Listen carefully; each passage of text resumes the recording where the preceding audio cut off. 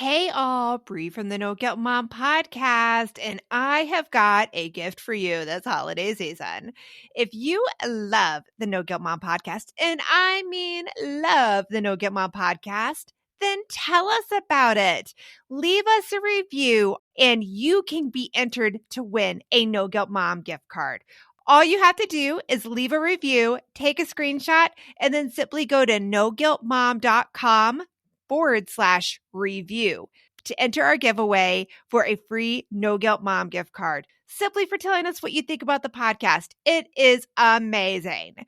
But don't delay. Get right on this, as we're going to be giving away that No Guilt Mom gift card on December 21st. So get right on over and visit noguiltmom.com/review. Hello and welcome to the No Guilt Mom podcast. This is Bree here today, bringing you guys a replay of one of our favorite episodes from this year. This episode is How to Be a Tech Healthy Family with the one and only Andrea Davis. And in this episode, Andrea goes over so much fantastic information. And while you're listening, listen for her advice on how to have screen-free family rituals, how to have that conversation with your family so that it's something that your kids have buy-in for and it just becomes a core part of your family routine. So without further ado, we hope that you all enjoy this Encore presentation of How to Be a Tech Healthy Family with Andrea Davis. Welcome to the No Guilt Mom podcast. I am your host, Joanne Crone, joined here by my co-host, Bree Tucker. Well, hello, but how are you? We're digging in today to some screen time, Bree. Yeah, I have to tell you, this has been weighing on me so much lately. Screen time has come up both with No Guilt Mom, but also with my own family, because we took a vacation in March where we went on a cruise and I refused to tell my kids that there was Wi-Fi. So yeah, they didn't know how to get on the Wi-Fi. And I have to admit, even though you've heard me talk about it, I would have liked some things to have gone differently with the cruise line and my kids to have made some different choices in terms of socializing with people, which they did not, but that's okay. That's okay. They socialized with me a ton. We got so much family time. It really gave me a glimpse of what life is like when we extract those devices. And I got to admit, I really, really loved it. I didn't think it was possible, but it was. And it was amazing.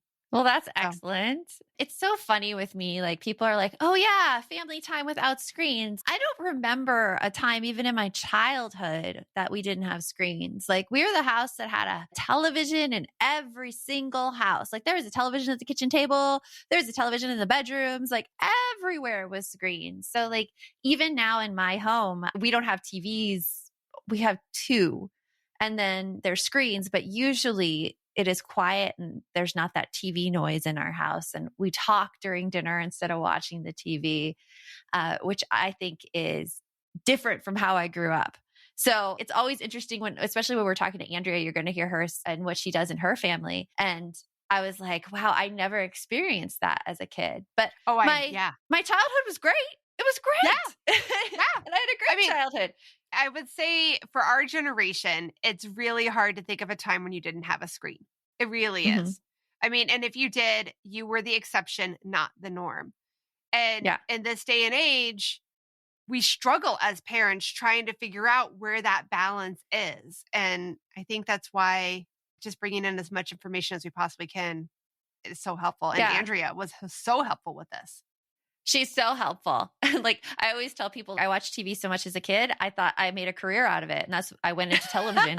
I knew so much about it. So, that didn't work out for various reasons, but not for my TV habits. A story for another day. But you're going to love our interview with Andrea Davis. She's the founder of Better Screen Time and the author of Creating a Tech Healthy Family, which you can find on Amazon. She helps parents worry less about tech and connect more with their kids, which we are all about here at No Guilt Mom. So we hope you enjoy our interview with Andrea.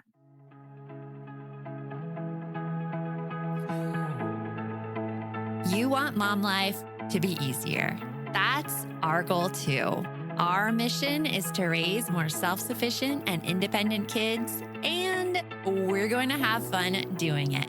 We're going to help you delegate and step back. Each episode will tackle strategies for positive discipline, making our kids more responsible and making our lives better in the process. Welcome to the No Guilt Mom Podcast.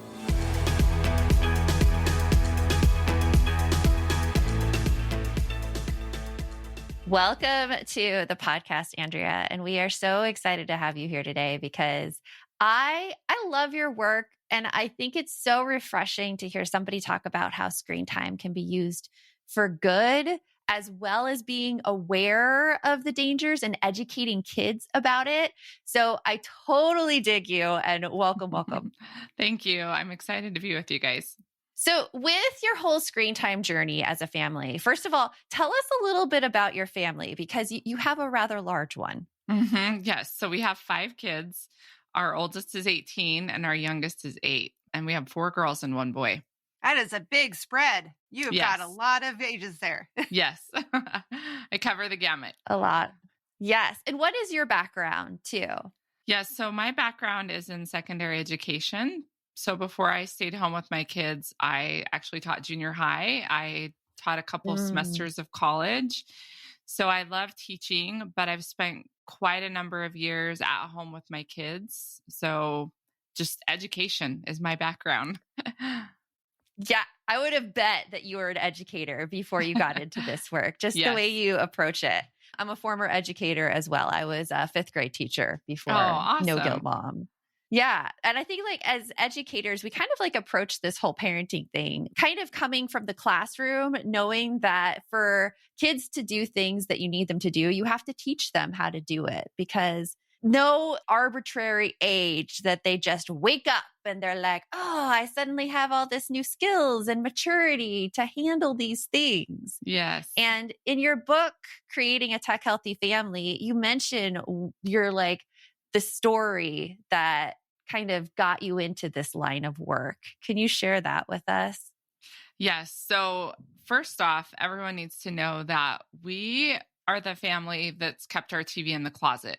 So we only pulled it out for the Olympics and family movie night. And when my kids were little, I just wanted them to be readers. So I had a really good friend who was an amazing reader. And I just asked her one day, I said, Rachel, what did your friends do to instill this love of reading? And she said, oh, well, we didn't have a TV growing up. And I was just fascinated by that. And so I went home and I told my husband, Tyler, I said, hey, what would you think if we just put the TV in the closet? We'll pull it out for a family movie night for the Olympics. And he's not really into sports, so it was an easy sell. And that's what we did for years and years. Yeah, emphasized other things in our home. And, we had a desktop computer, so our kids still did that. But again, this was kind of a different era. Well, fast forward years later, and my oldest was suddenly in middle school. And we had a big cross-country move. We moved from Illinois to Oregon, where we now live. And my daughter's friends were starting to get phones. And we were moving to this place where we didn't know anyone. So we had this abandoned smartphone that no one was using. And we handed it over to our daughter, thinking this will be a great way for her to stay in touch with these friends that she left behind, because moving in middle school is not fun. And also then she can get in touch with me to know where to get off the bus. And really just logistically, it seemed to make sense, right? Well, fast forward a few months later, and my daughter came home from school one day and she was eating her after school snack, her bowl of cereal. So she's spooning cereal into her mouth with one hand. And with her other hand, she's doing this. She's scrolling and not talking to me. And I suddenly realized that this device had become a wedge in our relationship. And I thought, hey, where did my kid go? Like, what happened here? And then a few more months passed, and I was in the kitchen, leaning over the kitchen table, looking at my own phone, scrolling. And I came across a post from my daughter. And it was her lip syncing the words to a song about a Glock, and she had her hand to her head like a gun. And at that moment, it pulled a trigger inside of me, and I realized, oh my goodness, I have failed her. This was way too much too soon. So we actually went back to a flip phone. That's really all that was available 6 years ago. There weren't kid safe phones like there are now. And it was not a fun experience. There were lots of tears. It was upsetting for her. It was hard for us to admit that we'd made the mistake. And we just decided we need to reset. We're going to start this over. And I realized that parents needed a lot more guidance and help when it came to technology. And we can err on the side of really protecting our kids, and we need to protect them. But also, we may not be preparing them the way that we should be, and really taking this process deliberately and slowly. So that's why I started Better Screen Time. Yeah. Wow. And something about your story, I think that many parents can relate to that. And also, without this guidance existing, you just don't know what can happen with kids and technology, and what is too much too soon, and what they do need to be exposed to, and what they do need to learn. Because it's funny, you say your daughter scrolling through her phone when she's eating. I have these conversations with my 14-year-old all the time because I notice that behavior. And that is one of the huge things that scares me about technology use, especially among teens today, is that they're not talking to each other. They're just totally absorbed in their own devices. And it scares me even more than the aspect of them viewing content online, because if you can't talk to people, you can't process what you see, you can't really get out of situations and handle emotions and that sort of thing. So just being prepared for that. So what now, after doing that, what did you see that you did differently with your younger kids? Stay with us. We'll be right back. This message is sponsored by Greenlight. It is so hard to raise kids who know how to manage money. Bree, right now, my kids are all about earning money for presents. My daughter wants to get presents for all of her friends, and my son is doing a Secret Santa with his friends. Oh, I hear you. And if you're looking to raise kids that are financially responsible, we have got a lifesaver recommendation for you that you need to check out. It is Greenlight. Greenlight is a debit card and money app made for families that gives kids and teens an easy and fun way to gain financial literacy, all while giving parents peace of mind. You can send instant money transfers, automate allowance, and even keep an eye on kids' spending with real-time notifications. Meanwhile, your kids can begin their journey towards financial autonomy by learning how to save, invest, and spend wisely. So sign up for Greenlight today and get your first month free when you go to greenlight.com/NGM. That's greenlight.com/NGM to try Greenlight for free. Greenlight.com/NGM.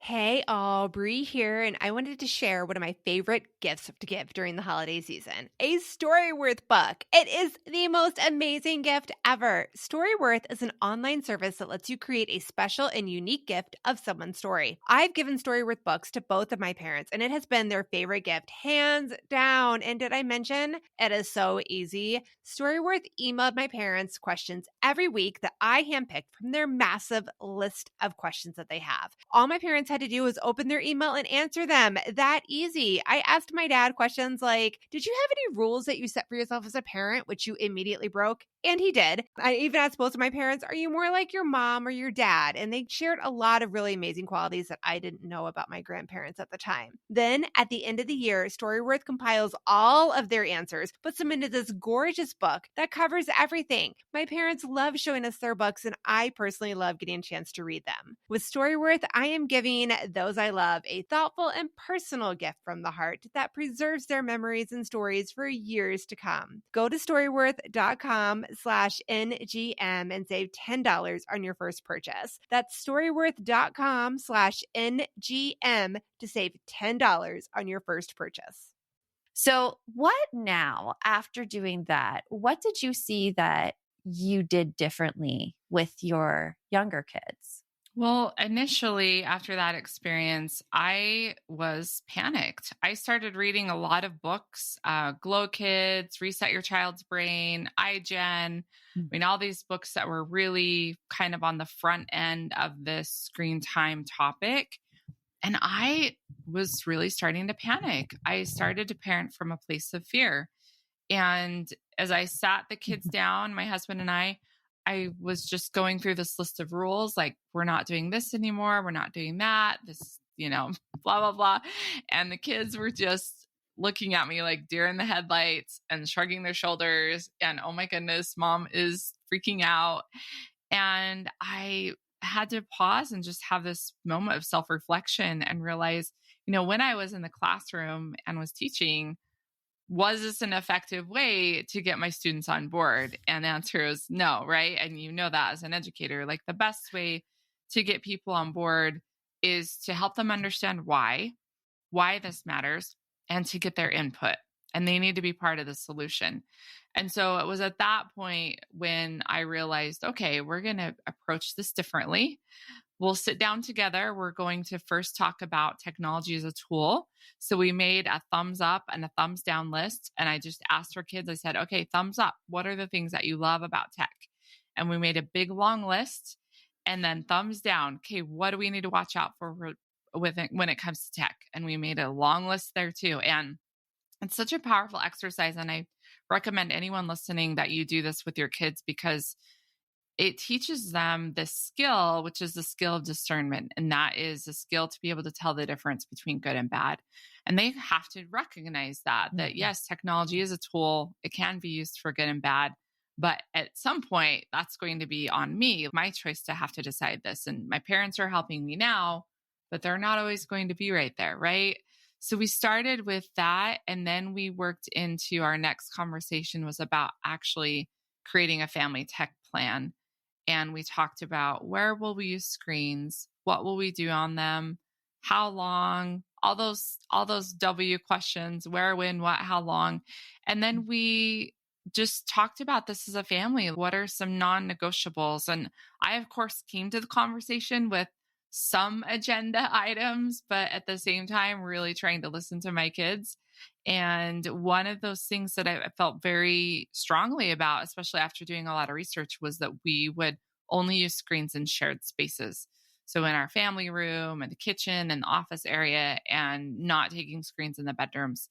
And that was tough because the kids said, "Hey, Mom, you take your screen in the bedroom."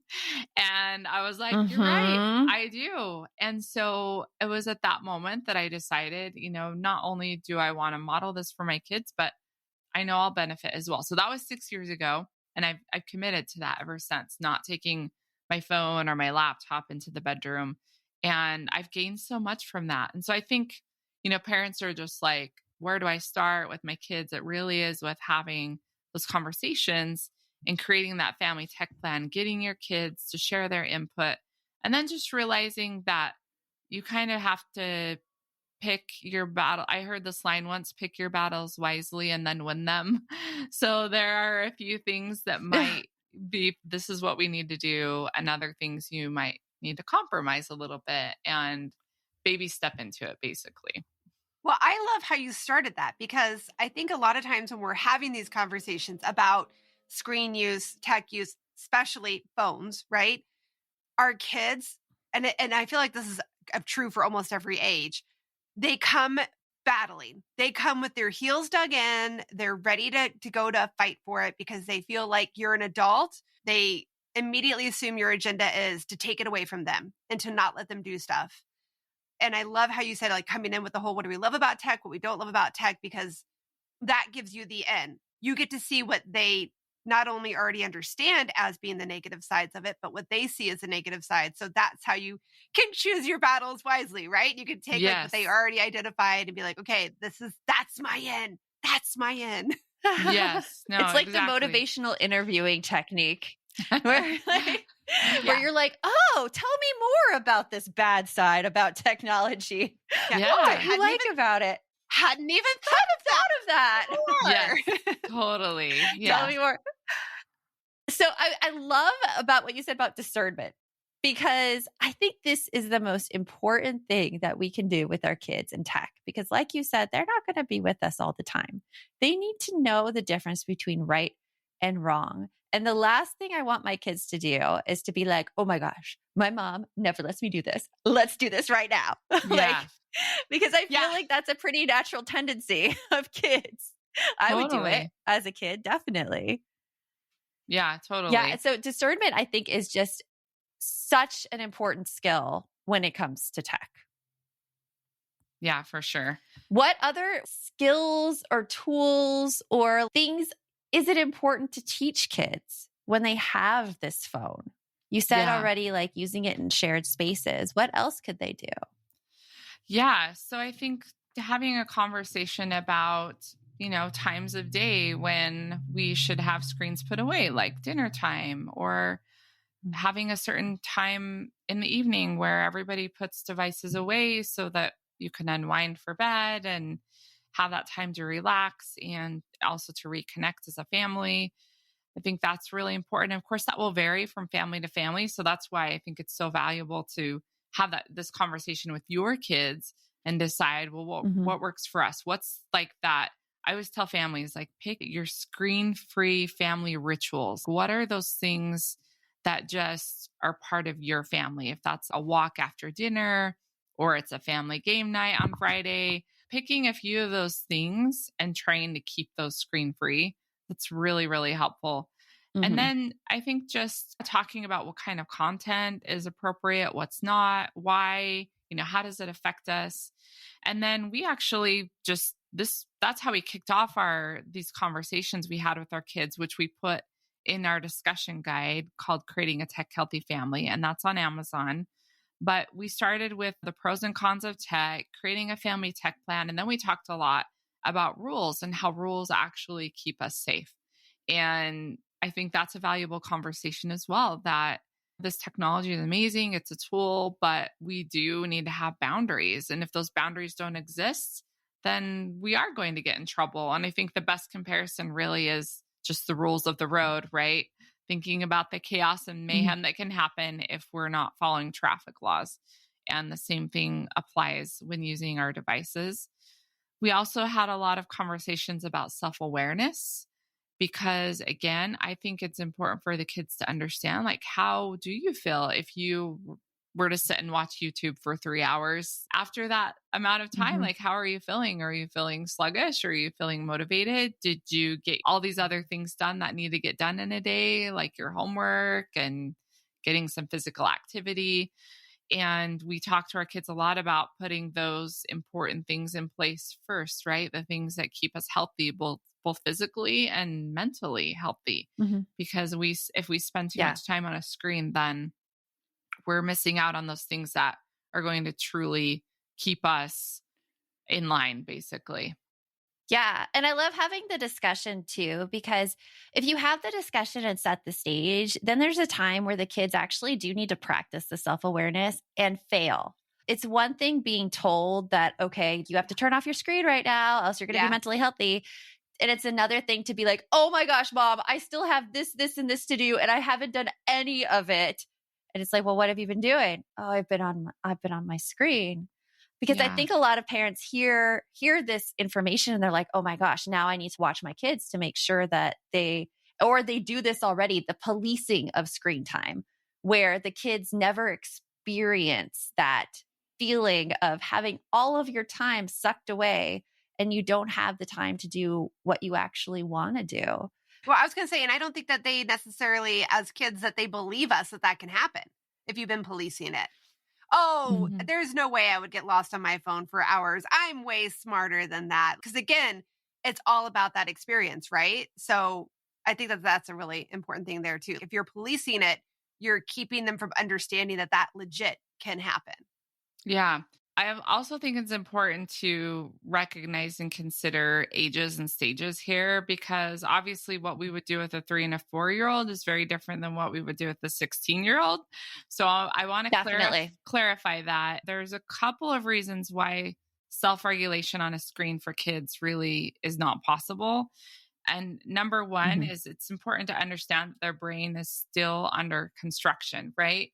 So the prefrontal cortex, that part of the brain that's responsible for decision making, isn't fully formed until we're in our mid 20s. And so you pair that with a device that uses something we call persuasive design. So a lot of the apps that are on the devices that we're using are designed to keep us hooked and keep us connected. And so Mhm. you pair a brain that's under construction with an app that's using persuasive design, and it really is a losing battle. And so that's why I tell parents self regulation on a screen for 99% of kids is a myth. It's not possible. So we do have to be there. We do have to create these boundaries. and work with them and be their accountability partner basically. But as they get older, then you do start to slowly relinquish a little bit of that and let them experience like, okay, what homework assignments do you need to get done? And what time do you have left? And so I think it doesn't just come down to wasting time on a screen, but even most of our kids are doing their homework on a screen, which is a whole nother challenge, right? My high schooler has a smartphone and she'll have that sitting by her school iPad, and I'll see her pick it up several times.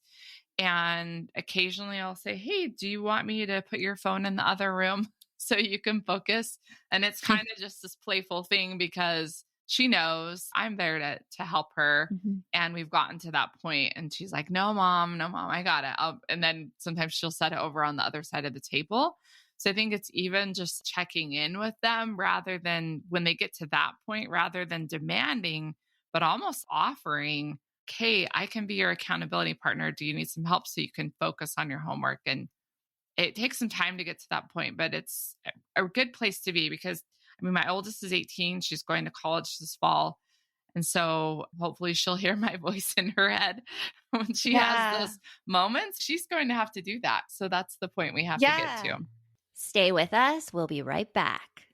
We're hitting that time of year where my brain gets so overloaded in December that I look for anything to make life easier. And I have to say, Brie, that Green Chef is one of those services. Yes, Green Chef is there to take away the dreaded, oh my goodness, what are we going to eat for dinner tonight? You can eat clean all holiday long with over 80 weekly meal options each week, featuring things like quick and easy, protein-packed, calorie-smart, or my personal favorite, the keto options. And you don't have to lose track of healthy eating habits during the holidays because every Green Chef customer gets a free session with one of their registered dietitians who can walk you through how to make clean eating work for you, which is very cool. And I have to say that I have been loving their recipes lately. They put things together I have never thought of. This week we're trying the lemon basil caper pork with sauteed cauliflower, bell peppers, almonds, and feta cheese, my favorite. Their recipes make it so easy to support my wellness goals without skipping on flavor. For Green Chef's best deal of the year, get $250 off with code NGM250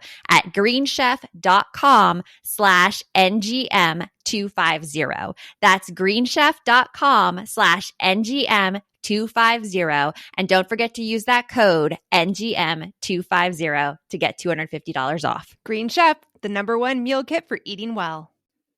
My son is playing a game right now on his computer where he's a thief and the cops are after him. So I'm so excited about this new app, Give As We Grow, where instead of being the quote unquote bad guys, kids are practicing giving back. That is so cool, Joanne. I really wish that there was something like this when my kids were younger that got them excited about giving back to others and helped them build a better understanding of what it really means to volunteer. Give As We Grow is the first of its kind free educational mobile app for children ages 8 to 11 that teaches kids via fun, service-focused minigame quests to tap into their unique talents and interests to help others. And did you know that studies show that there is a biological connection between generosity and happiness, and that volunteering improves people's physical and mental health?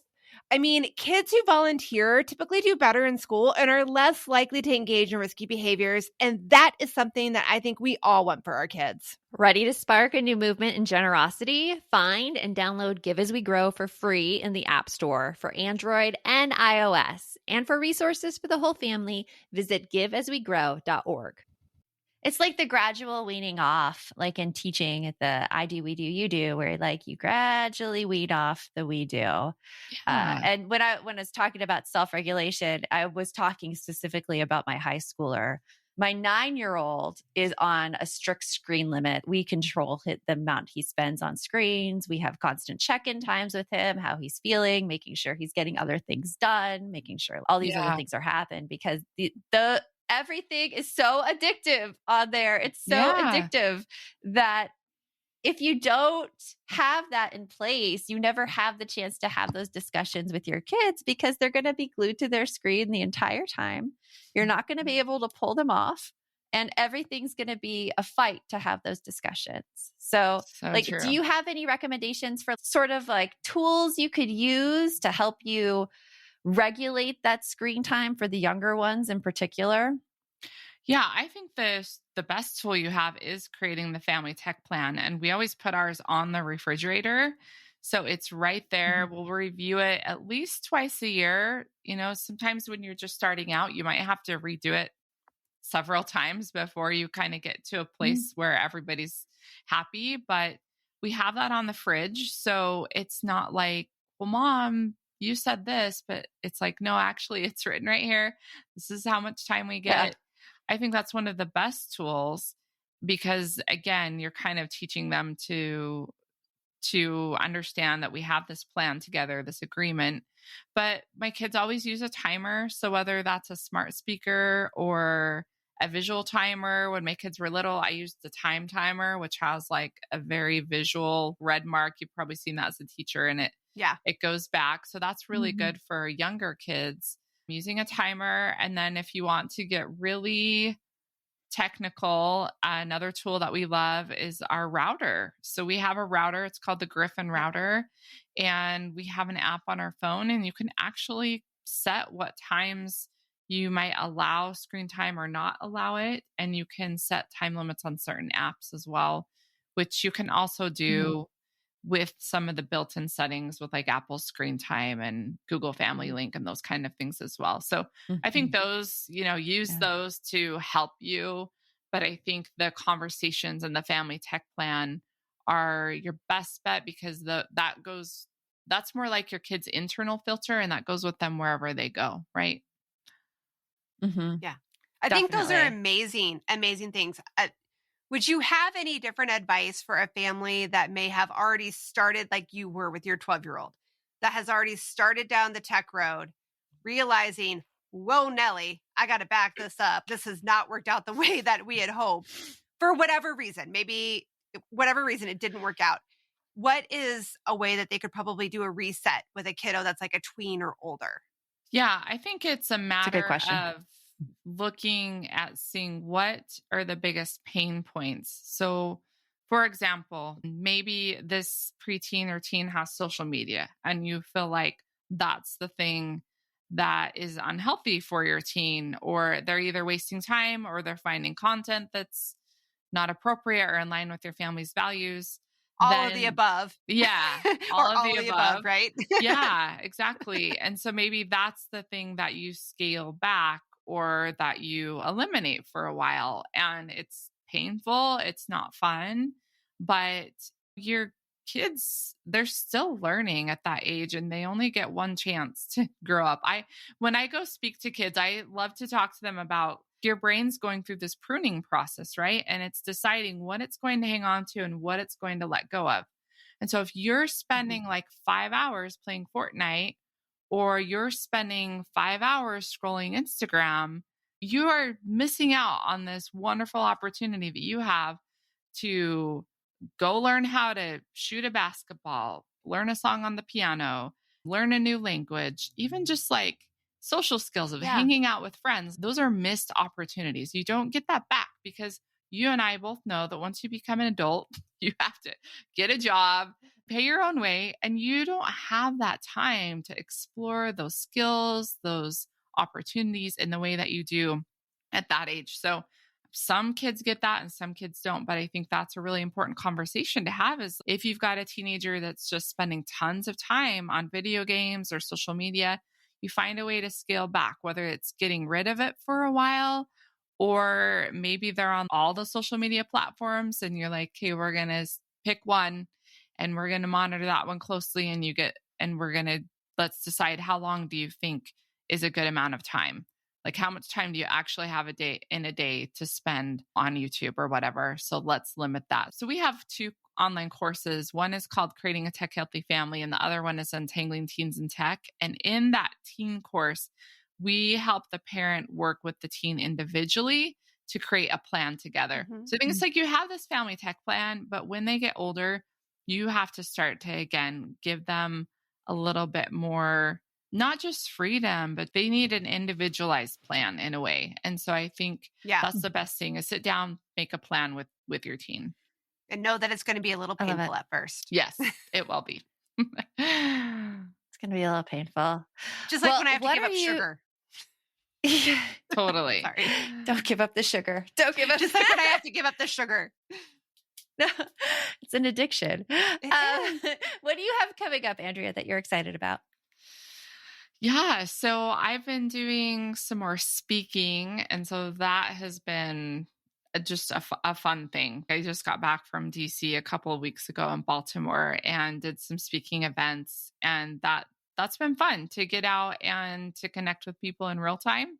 Because again, it's ironic, but I spent a lot of time behind a screen doing my work, sharing on social media and writing emails. And it is so ironic. So I don't travel a ton because I want to be here for my kids, but I selectively do say yes to some things, and that's fun. So I am excited and looking forward to doing some more speaking in the coming year.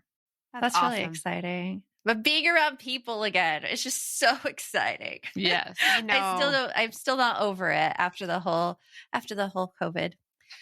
Well, thank you so much for joining us, Andrea. This has been great. And parents I know are walking away with great suggestions on how to start these discussions and tech plans with their teens. So thank you again. Yeah. Thank you, Joanne and Bree. It was my pleasure. So there was one time during the interview, Brie, where I was about to break out into song because you said a rap lyric or a song lyric. And I can't remember it now, but it was like, bring it back, bring it back. You said, now let's bring it back. I'm like, bring it back. Bring I it think back. I said, yeah, I Do you did say remember? something that made me start thinking about Greece. I forget what I said too, but there was some And line you where totally immediately froze. it just jumped in my head. Oh, it jumped in your head. Yeah. Yeah.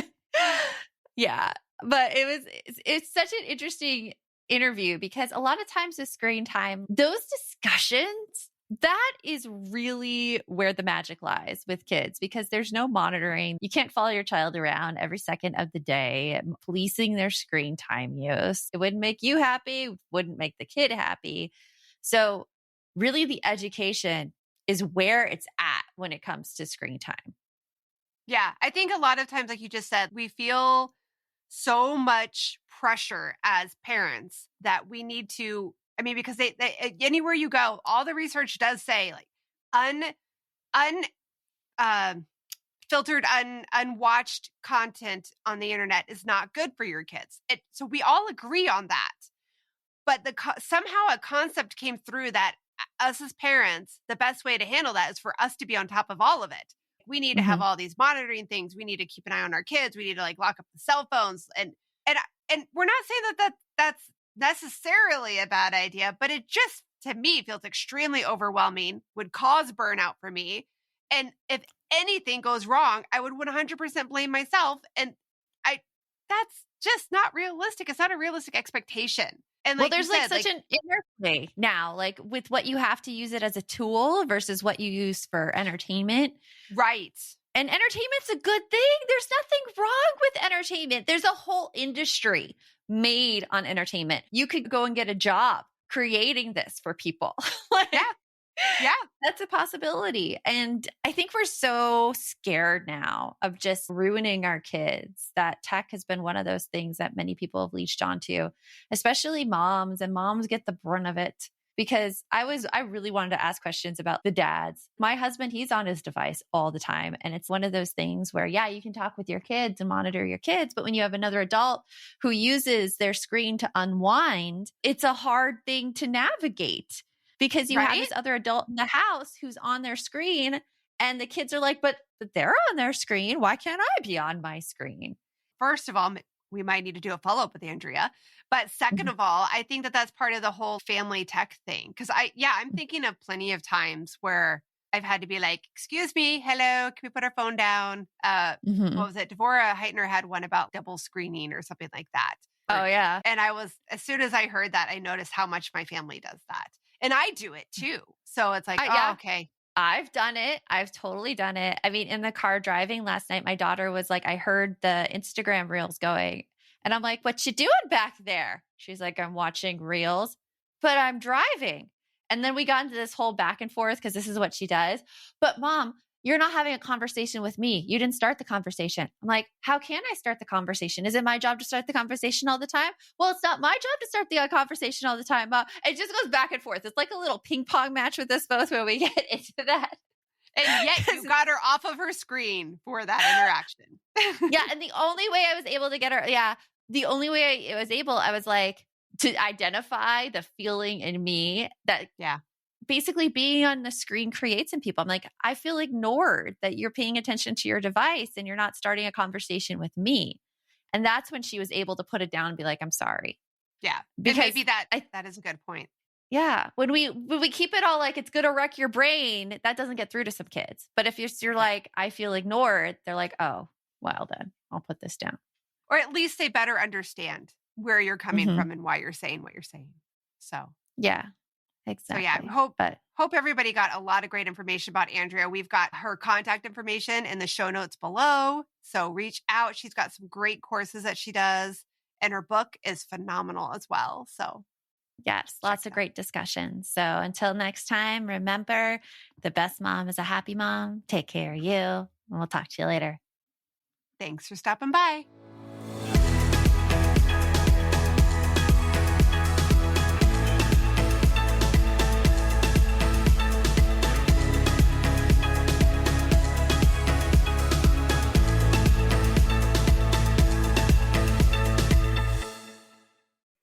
Are you looking for something to listen to with your whole family? Then check out 6 Minutes, produced and created by Gen Z Media. With over 200 twisty, cliffhanger-filled episodes, 6 Minutes tells the story of 11-year-old Holiday, who is pulled from the icy waters with no memory of who she is or where she came from. 3 years ago, Brinley Pasternak helped the Anders family uncover the truth about Holiday's past. Now she'll need them to help her find the truth about hers. In 6 Minutes Out of Time, the long-awaited sequel, Cyrus Anders is found unconscious near the mysterious Elixir Academy in Florida, and Brinley learns the school may have a shocking connection to her missing mother. Dive in now and get the most downloaded family audio adventure in history. Follow 6 Minutes wherever you get your podcasts. You can listen early and ad-free with the GZM family subscription.